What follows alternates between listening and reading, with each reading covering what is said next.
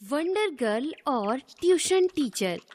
उन दिनों पिंकी के ऊपर पढ़ाई का प्रेशर कुछ ज्यादा ही बढ़ गया था। स्कूल में दिन भर पढ़ना और घर में बुक खोलते ही कंफ्यूज हो जाना, यही चल रहा था उन दिनों। पापा प्लीज ये चैप्टर समझाइए ना। पिंकी, मैं ऑफिस का काम कर रहा हूँ ना, अपनी मम्मी से पूछो और जैसे ही मेरा काम खत्म होता है मैं तुम्हारे पास तुरंत आता हूँ और तुम्हारे सारे सवालों को हल करवाता हूँ। तब तक के लिए जैसा कि मैंने कहा, प्लीज अपनी मम्मी से पूछ लो। मम्मी प्लीज आओ ना 2 मिनट के लिए। मम्मी किचन में बिजी थी। बेटा तुम्हारे पापा है ना वहाँ, उनसे पूछो। पिंकी गुस्सा हो गई और सारी किताबें बंद करके चुपचाप बैठ गई, मुंह फुलाकर। पापा ने पिंकी को नोटिस किया। वो उसके पास आकर बोले, पिंकी, पापा फ्री हो गए। अब बताओ मुझे, आखिर ऐसा कौन सा चैप्टर है जो मेरी प्रिंसेस को तंग कर रहा है? अभी खबर लेते हैं उस चैप्टर की, दिखाओ मुझे। ना मैं आपकी प्रिंसेस हूँ, ना मुझे अब पढ़ना है, जाइए आप। पिंकी की आवाज सुनकर मम्मी भी वहाँ आई। क्या बात है बेटा, इतनी नाराज क्यों हो रही हो? पिंकी कुछ भी नहीं बोली। फिर पापा ने ही बता तुम दिया। किचन में व्यस्त हो और मैं ऑफिस के उलझनों में। हम दोनों मिलकर भी इसे टाइम नहीं दे पा रहे। ये ठीक से पढ़ नहीं पा रही और इसे ये सॉल्व नहीं हो पा रहा, इसी वजह से ये चिढ़ रही है। पढ़ाई का प्रेशर कुछ ज्यादा ही बढ़ गया है ना? मुझे लगता है अब हमें पिंकी को ट्यूशन लगवा देनी चाहिए। मुझे नहीं लगानी ट्यूशन। अरे हमारी सोसाइटी में ही है मिस ब्रिगेंजा, बच्चों की ट्यूशन लेती हैं। अच्छा, वो ट्यूशन भी लेती हैं? वो तो शायद कुछ और। तो आपको क्या लगा? नहीं, उसका पार्लर भी है ना, इसलिए मुझे लगा कि वो कैसे ट्यूशन ले सकती है। पार्लर भी देखना, बच्चों को ट्यूशन भी पढ़ाना, क्या वो बच्चों को ठीक से टाइम भी दे पाती होगी? मुझे नहीं लगता। क्या कॉलोनी के सारे बच्चे वहीं जाते हैं पढ़ने के लिए?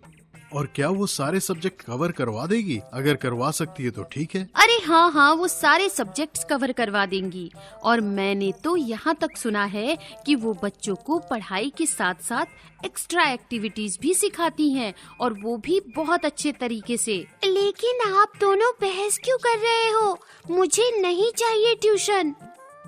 ये सुनकर मम्मी मुस्कुराते हुए बोली, और अगर तुम्हारा दोस्त गोलू भी वहाँ ट्यूशन लेने आता हो तो? ये सुनकर पिंकी मुस्कुराई और फिर आगे कुछ बोली ही नहीं। एक दिन पापा पिंकी को मिस ब्रिगेंजा के पास ले गए एडमिशन के लिए। वहाँ गोलू भी था, लेकिन पता नहीं क्यों गोलू पिंकी को देखकर खुश नहीं था।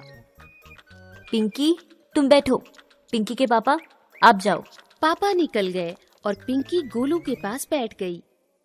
क्या हुआ गोलू, मेरे आने से तुम खुश नहीं हो? लेकिन गोलू कुछ नहीं बोला। बोली miss Braganza, Pinky stand up. तुम्हें पता नहीं मेरी क्लास में बात करना अलाउड नहीं है? ब्रिगेंजा का एकदम रूड बिहेवियर पिंकी समझ ही नहीं पाई। Sorry ma'am. यहाँ सॉरी से काम नहीं चलता, सीधे पनिशमेंट मिलती है। जाओ अंदर, फ्रिज से मेरे लिए जूस लेकर आओ। पिंकी बेचारी डर गई। जूस लाने के लिए अंदर किचन में आई। अंदर जाकर उसने देखा बंटी बर्तन साफ कर रहा है। अरे तुम पढ़ने आए हो ना, फिर बर्तन क्यों साफ कर रहे हो? तुम भी तो पढ़ने आई हो, फिर किचन में क्यों आई हो? तभी मिस ब्रिगेंजा जोर से चिल्लाई और पिंकी चुपचाप उनके लिए जूस लेकर गई। 1.5 घंटे बाद ट्यूशन खत्म हुई और अचानक मिस ब्रिगेंजा का बिहेवियर चेंज हो गया। डियर स्टूडेंट्स, आज की क्लास तो खत्म हो गई। अब आप घर जाओगे, मैं रात भर आपको मिस करूंगी। ये लो, मेरी तरफ से आप सब के लिए चॉकलेट्स। ऐसा कहकर मिस ब्रिगेंजा ने जाने को सबको कहा और चॉकलेट्स दी। पिंकी को 2 दिए। पिंकी, तुम 2 लो, आज तुम्हारा पहला दिन है ना? पहले ही दिन ऐसा ड्रामा देखकर पिंकी बिल्कुल कंफ्यूज हो गई थी।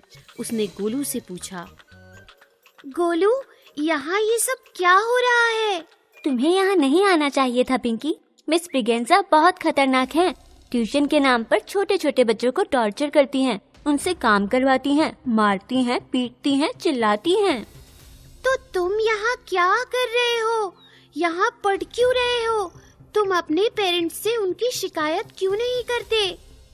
कोई फायदा नहीं, उन्होंने सारे पेरेंट्स को अपने वश में कर रखा है, वो देखो। पिंकी ने देखा बंटी के पापा मिस ब्रिगेंजा से हंस हंस कर बातें कर रहे थे।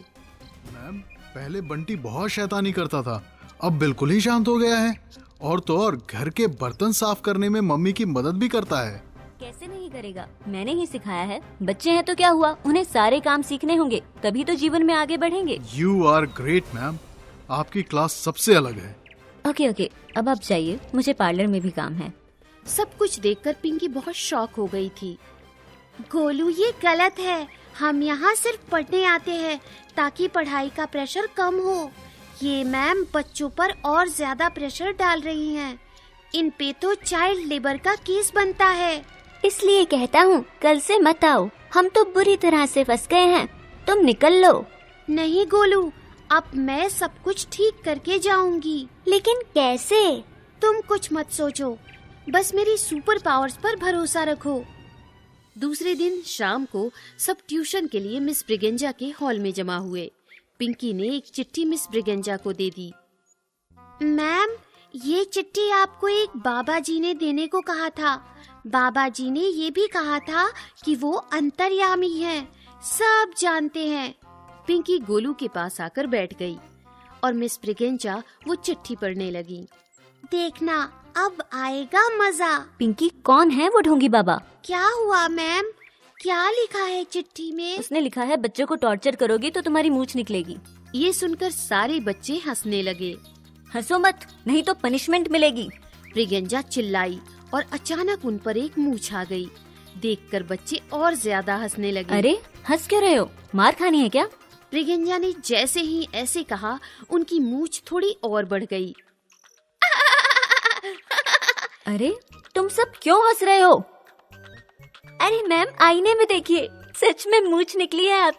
ब्रिगेंजा ने जैसे ही आईने में देखा, वो जोर से चिल्लाई। नहीं! जैसे ही चिल्लाई, फिर से मूंछ बढ़ी बंटी, जाओ मेरे लिए पार्लर से हेयर क्लीनर किट लेकर आओ। और मूंछ फिर से बढ़ने लगी। मैम, नो टॉर्चर, नहीं तो आपकी मूंछ हनुमान जी की पूंछ की तरह लंबी हो जाएगी। Yes Pinky, you are right, मैं ही पार्लर जाकर इसे क्लियर करती हूँ। बच्चों सुनो, आई एम सॉरी, मैंने बहुत टॉर्चर किया तुम लोगों को। बाय, मैं जा रही हूँ। लेकिन मैम, ट्यूशन? तुम सब कोई दूसरा ट्यूशन टीचर ढूंढ लेना, अब मैं पार्लर से कभी बाहर नहीं आऊंगी। ऐसा कहकर मिस ब्रिगेंजा भाग गई और हंस हंस कर सारे बच्चों की हालत खराब हो गई। फिर सारे बच्चों ने खूब सारी मस्ती करी, एक दूसरे के साथ हंसी मजाक किए और फिर अपने अपने बुक्स के साथ अपने अपने घर वापस चले गए और अपने पेरेंट्स को पूरी कहानी बताकर खूब मस्ती की।